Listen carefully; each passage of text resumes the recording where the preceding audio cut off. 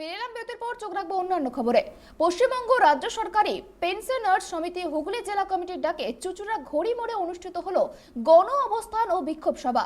মোট 9 দফা দাবির ভিত্তিতে এদিন ঘড়ি মোড়ে চলে 4 ঘন্টা ব্যাপী কর্মসূচি।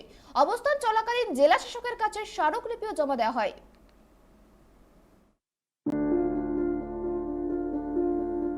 পশ্চিমবঙ্গ রাজ্য সরকারি পেনশনার্স সমিতি হুগলি জেলা কমিটির ডাকে চুচুড়া ঘড়ির মোড়ে গণ অবস্থান ও বিক্ষোভ সভা অনুষ্ঠিত হলো। অবস্থান চলাকালীন জেলা শাসকের কাছে স্মারকলিপি জমা দেওয়া হয়। সেপ্টেম্বরের 5 তারিখ রানী রাসমণি রোডে রাজ্য কমিটির ডাকে বিক্ষোভ সভা। কলকাতার সভাকে কেন্দ্র করে রাজ্যের প্রতিটি জেলাতেই অবস্থান ও ডেপুটেশনের কর্মসূচি পালন করছে পশ্চিমবঙ্গ রাজ্য সরকার পেনশনার্স সমিতি। মোট 9 দফার দাবির ভিত্তিতে ঘড়ির মোড়ে চলে 4 ঘন্টা ব্যাপী কর্মসূচি। অবস্থান চলাকালীন মঞ্চে বক্তব্য রাখেন সমিতির সাধারণ সম্পাদক অনিল মুখার্জি, শঙ্কর দত্ত, সুশান্ত ব্যানার্জি, গণেশ ঘোষ সহ অন্যান্য নেতৃবৃন্দ। বক্তারা বলেন, সরকার 2011 সালের পর থেকে আমাদের সাথে আলোচনার সমস্ত রকম পথ বন্ধ করে দিয়েছে। সরকারি চাকরি থেকে যারা অবসর নিয়েছেন তাদের একটা বড় অংশ সংশোধিত পেনশন এখনো অমীমাংসিত অবস্থায় পড়ে রয়েছে।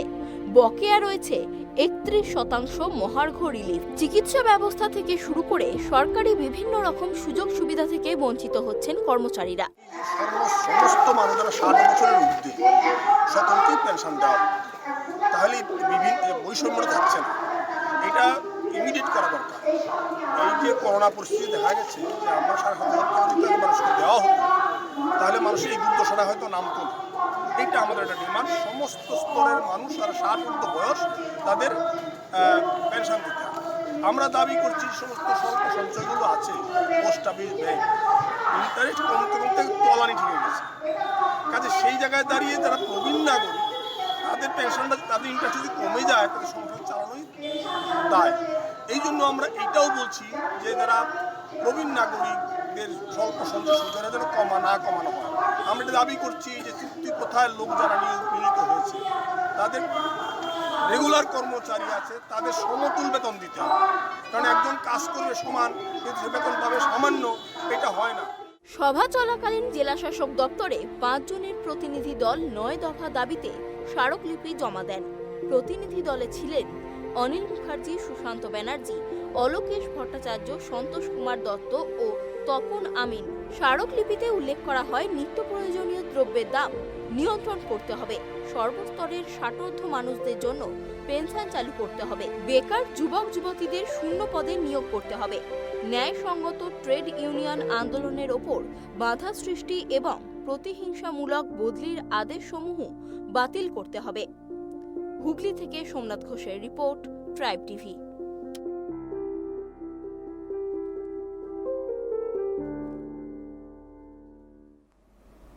হাওড়ার শিবপুর কাজীপাড়া দীনবন্ধু কলেজের পাশে এক ব্যবসায়ীকে ধারালো অস্ত্রের কোপ মাথায়। জানা গিয়েছে শেখ তোহাব আলী নামের ওই ব্যক্তিকে দুষ্কৃতীরা মাথার উপরে চাপড় দিয়ে আঘাত করে। ঘটনায় গুরুতর জখম অবস্থায় আহত ব্যক্তিকে হাওড়ার একটি বেসরকারি হাসপাতালে নিয়ে আসা হয়। এই ঘটনাকে কেন্দ্র করে চাঞ্চল্য ছড়িয়েছে গোটা এলাকায়। কে বা কারা এই ঘটনাটি ঘটিয়েছে তা তদন্ত শুরু করেছেন শিবপুর থানার পুলিশ। এখানে কি বলবো বলুন তো, আমার এসে মুখ থুবড়ে পড়ে আছে বাড়ির সামনে, আমার গেটের সামনে মার্ডার হয়েছে। মার্ডার এসে চাঁদনির দোকান, চাঁদনিতে দোকান আছে, ব্যবসা বড় চাঁদনিতে দোকান আছে। না না, এই সবের দোকান বন্ধ করে ফিরেছে। এরা গাড়ি নিয়ে ঢুকেছে, গাড়ি গ্যারেজ করেছে, ওর ড্রাইভার রয়েছে, ওর ড্রাইভারকে চাবি দিয়েছে, তারপরে ঢোকার সময় মেরে দিয়েছে চাপড় দিয়ে। না কিচ্ছু জানি না, কিচ্ছু জানি না, আমরা ছিলামই না, আমরা এসে দেখি পড়ে আছি। এখন অবস্থা ভালো না। শেখ তোহাব আলী, না কি বলে চ্যানেল হার্ডওয়্যার স্লাইডিং। উত্তরবঙ্গের লোকশিল্পীদের পাশে দাঁড়াতে বদ্ধপরিকর রাজ্য সরকার। রাজ্য সরকারের সহযোগিতায় ইতিমধ্যে রাজ্যের বিভিন্ন প্রান্তে লোকশিল্পীরা ভাতা পাচ্ছেন। শিল্পীদের একাধিক দাবি দাওয়া পূরণে উত্তরবঙ্গের সমস্ত লোকশিল্পীরা তৈরি করেছেন বঙ্গীয় বাউল ও লোকশিল্পী সংঘ।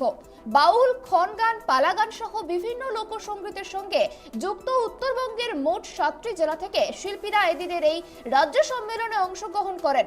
দক্ষিণ দিনাজপুর জেলার বুনিয়াদপুরে পশ্চিমবঙ্গ সরকারের প্রতিনিধি হিসেবে সেখানে উপস্থিত ছিলেন রাজ্যের কৃষি বিপণন মন্ত্রী বিপ্লব মিত্র। এই প্রসঙ্গে বিপ্লব মিত্র কি জানিয়েছেন শুনে নেব।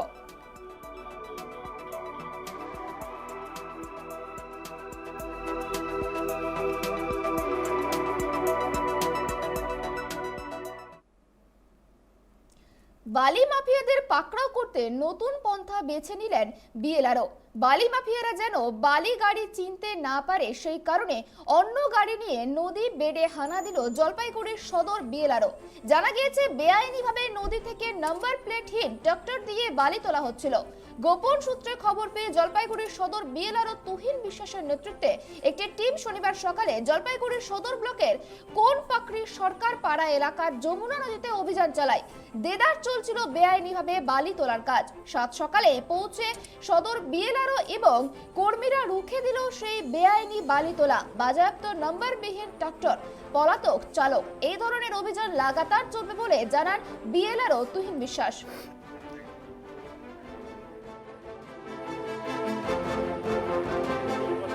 হ্যাঁ, বাঁধ করছিল, বাঁধও ভেঙে যাচ্ছে, রাস্তাটাও অনেকটা ইয়ে হয়েছে, এই যে সাইড দিয়ে অনেকটা ভেঙে যাচ্ছে।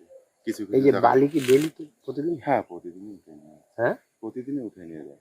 প্রশাসন আসে না, দেখে না পুলিশ? প্রশাসন এখন ওই দিকের কথা বলতে পারতেছি না, আমরা এইখানেই দেখতেছি। প্রশাসনের দিকে তো আমি যাইতে পারতেছি না। প্রশাসনের নজর নেই? না, নজর আছে কিনা সেটাও আমি বলতে পারতেছি না। বালি ডেলি ওঠে না? বালি তো ম্যাক্সিমাম দেখি, আমি প্রতিদিনই দেখি। কিসে করে নিয়ে যায়? ট্রলিতে করে নিয়ে যায়। ট্রলি, ট্রাক্টরে। হ্যাঁ। তো ওখানে গাড়ি ধরা পড়েছে, তারপরে এখানে এসেছি। কি মনে হচ্ছে এখান থেকেও গাড়ি কিছু গাড়ি চলেছে মনে হচ্ছে। এলাকার বাসিন্দারা বলছে হ্যাঁ অনেক ক্ষেত্রেই বালি তোলা হয়, প্রতিদিনই তোলা হয়। হ্যাঁ, আমরা গতকালকেও এসেছিলাম, গতকালকে আমরা পাইনি খবর পেয়ে কি ওরা খবর পেয়ে গোপন সূত্রে খবর পেয়ে আমরা এসেছিলাম, আজকেও তাই এসেছি। এটা আমাদের অভিযান চলবে। গাড়িটা চেঞ্জ করলেন কেন? গাড়িটা চেঞ্জ করলাম কারণ আমাদের অফিসের যে গাড়ি আছে সেই গাড়িটা আইডেন্টিফাই হয়ে গেছে। অনেক ক্ষেত্রেই গাড়িটা দেখলে পর ফোনে যোগাযোগ হয়ে যাচ্ছে, আমরা গিয়ে সেখানে হয়তো দেখা যাচ্ছে তার একটু আগেই বেরিয়ে চলে গেছে, আমরা গাড়িটা ধরতে পারছি না। এই জন্যই আজকে গাড়িটাকে চেঞ্জ করি, আমরা নতুন পন্থাতে নেমেছি।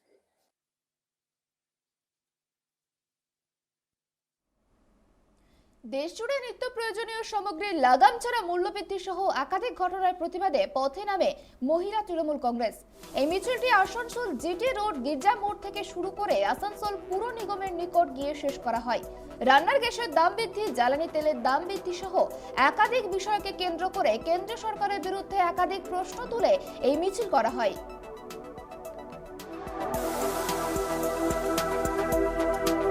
আমাদের রাজ্যের নেত্রী আমাদের চন্দ্রিমা ভট্টাচার্য 25 এবং 26 সারা রাজ্যব্যাপী সমস্ত জেলার প্রেসিডেন্টদের তিনি নির্দেশ দিয়েছিলেন কেন্দ্রীয় সরকারের যে বঞ্চনা এবং প্রতিহিংসা পরায়ণতার যে রাজনীতি করছেন এবং নিত্য প্রয়োজনীয় জিনিসপত্রের দাম বৃদ্ধি, সেই সঙ্গে রান্না গ্যাসের দাম বৃদ্ধি, এই সব নানা রকম এবং পিএম ফান্ডের টাকা কোথায় গেল আমরা তার জবাব দেওয়া এবং কেন্দ্রীয় সরকারের কাছে আমরা একটা হিসাব চাই যে এই ধরনের মানে রাজ্যের প্রতি, পশ্চিমবাংলার প্রতি এইরকম বঞ্চনা কেন করা হচ্ছে, যেটা আমার 100 দিনের কাজের আমাদের যারা দিনমজুর, যাদের মজুরি আটকে রেখে তাদের মজুরি দেয়া হলো না।